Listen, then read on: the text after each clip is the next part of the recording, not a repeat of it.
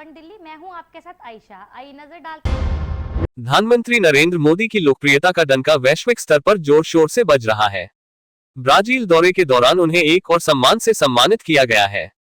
अब ब्राजील के सर्वोच्च नागरिक सम्मान national order of the southern cross से पीएम मोदी को नवाजा गया।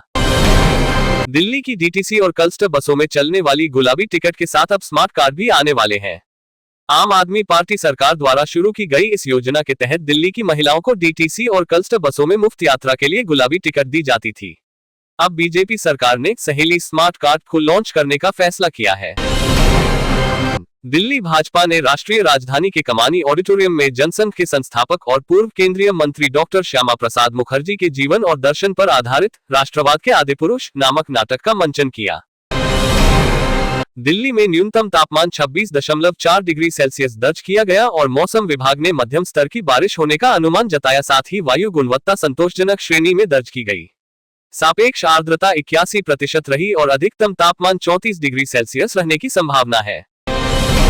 साल 2026 के हज के लिए आवेदन प्रक्रिया 7 जुलाई से शुरू हो गई है और ये 31 जुलाई की रात 11:59 बजे तक ऑनलाइन जारी रहेगी।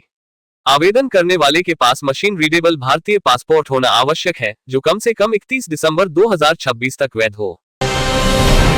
उत्तर प्रदेश के बलरामपुर में अवैध धर्मांतरण गैंग चलाने वाले जमालुद्दीन उर्फ छांगुर बाबा की आलीशान कोठी पर बुलडोजर एक्शन शुरू हो गया है।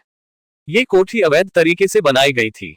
बताया जा रहा है कि यह वही कोठी है जिसमें छांगुर बाबा अपने गैंग के लोगों के साथ रहता था और यहीं से अपने काले साम्राज्य का संचालन करता था। जन्मदिन से पहले ही तिब्बती बौद्ध धर्मगुरु 14वें दलाई लामा तेंजिंग ग्यात्सो ने अपने उत्तराधिकारी की घोषणा के बारे में चल रही चर्चाओं पर विराम लगा दिया है। नमो गंगे ट्रस्ट द्वारा आयोजित 8वां अंतर्राष्ट्रीय स्वास्थ्य और कल्याण एक्सपो 11 जुलाई से 13 जुलाई 2025 तक हॉल प्रगति मैदान नई दिल्ली में आयोजित किया जाएगा। अंतर्राष्ट्रीय स्वास्थ्य और कल्याण एक्सपो 2025 का 8वां संस्करण समग्र जीवन जीने के लिए मन, शरीर और आत्मा के संतुलन को बढ़ावा देने के लिए शानदार कार्यक्रमों के साथ वापस आ गया है। वानप्रस्थ फाउंडेशन ने अल्मोड़ा के द्वाराहाट ब्लॉक के रतखाल गांव में एक निःशुल्क स्वास्थ्य शिविर का आयोजन किया। इस शिविर में लगभग 75 ग्रामीणों ने भाग लिया, जिनकी आयु 1.5 साल के बच्चों से लेकर 74 वर्ष तक के वरिष्ठ नागरिकों तक थी। रतखाल गांव के साथ साथ आसपास के गांवों और द्वाराहाट से भी लोग शिविर में आए। इतना ही नहीं, कुछ लोग दूरस्थ स्थानों जैसे बाड़ेछीना से भी स्वास्थ्य जांच के लिए पहुंचे। सलमान खान की next much awaited film battle of Galwan का मोशन पोस्टर रिलीज हो गया है।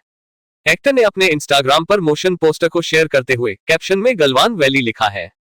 बैटल ऑफ गलवान के पोस्टर में वो बिल्कुल नए अवतार में नजर आ रहे हैं। पोस्टर में सलमान का चेहरा खून में लथपथ है। ऐसे ही खास खबरों के लिए